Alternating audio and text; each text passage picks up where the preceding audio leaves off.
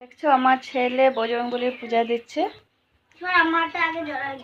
ও বলছে ও দেবে, অন্যদিন আমার ভাসুর দে, তো আজকে ও বলছে আজকে ওর কাছে টাইম আছে, স্কুল নেই, তাই বলছে মা দো আমি আজকে পূজা দেবো বজরঙ্গবলী।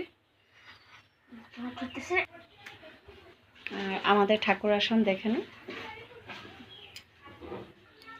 লাড্ডু গোপাল। বাপরে এখানে সবাই ঠাকুরের ভক্ত। আমার ক্যামেরাটা কি, আমাদের ঘরে লাড্ডু গোপাল, রাম ঠাকুরের দীক্ষা নিয়েছে,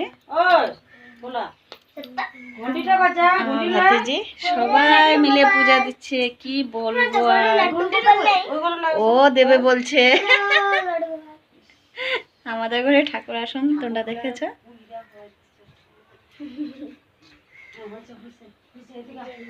কি ঠাকুরের ভক্ত,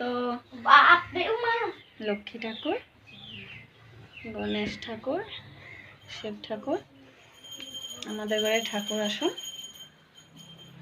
তোমরা দেখে না। ঠাকুর রুমটা অল্প ছোট, তাই আমরা এখানে বিপদনাশিনী পূজাটা দেই নাই, অসুবিধা হয় সবাই আসলে, অল্প দূরে হয়তো রুমের থেকে, তাই আমরা বড় রুমে করেছি। এদিকে দেখো আমার মেজো যা, বড় জালকে তো দেখেছো, সবাই মিলে কি পূজা করছে দেখো, পূজা দেবার মানুষ কম নেই।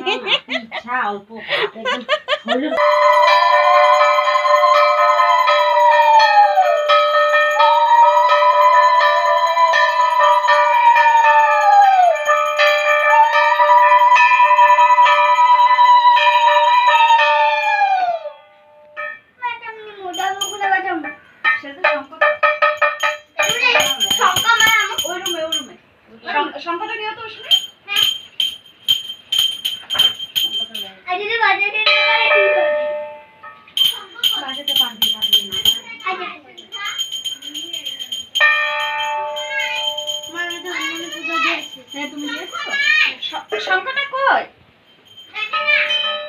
না, সবাইটা এখানে রাখতো, ওইগুলো লয়ে যাবো।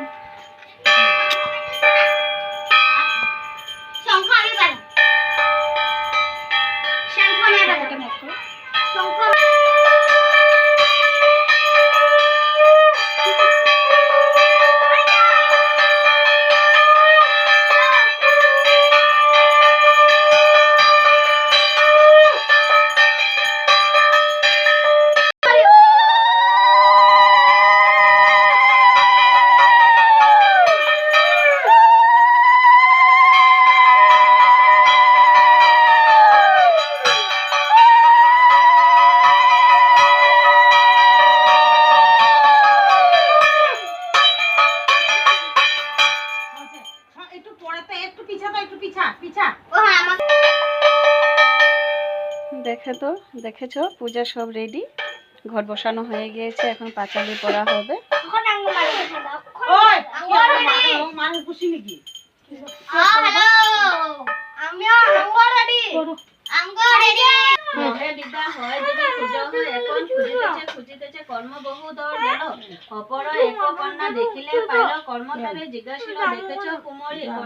বিদ্যা কথা বলিবারে পারি, তৈল সিন্দুরের ঘট ভগবতী পায়, নিবে দিল বিদ্যা কথা বলিব তোমায়, কর্ম বলে আরো মোর ভিন্ন বস্তু নাই, এরা বস্তে দেবী পদ পূজিতে গো নাই, কন্যা বলে আমি বস্ত্র দিব যে তোমায়, স্নান করি তাহা পরিসেব দেবতায়, পড়িল বিষম দায় নিত্য কর্ম তেল সিঁদুরে ঘর দিলে, যতবার পুষ্প দে ঘটেরও উপরে, কন্যা পদে ততবার পুষ্প গিয়া পড়ে, বড় ভাবে কন্যা প্রতি কর্মী না চিনিলে মুড়ে, আমি হই সেই বিদ্যা খুঁজিছ যাহারে, কন্যার বচন শুনি হইল তার জ্ঞান, এ নহে সামান্য কন্যা দেখিনু প্রমাণ সাষ্টাঙ্গে পড়িল কর্ম কন্যা পদ তলে, নানা স্তুতি করে দ্বিজ অতি কৌতূহলে, কর্মদাস বলে মাগো কেবাহু তুমি, কন্যা বলে শিবের গরণী হয়ে আমি, তব পত্নী হয় বাচা প্রতিম পরায়ণা, তাহাকে করেছি দয়া আমি ভক্ত বিনা, হাসিবার কালে সাহা গুমে হতে চন পুত্র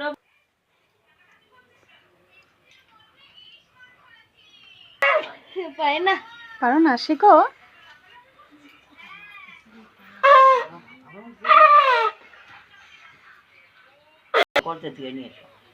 এবারে পূজা দেওয়া হয়ে গিয়েছে, এই যে দেখে না।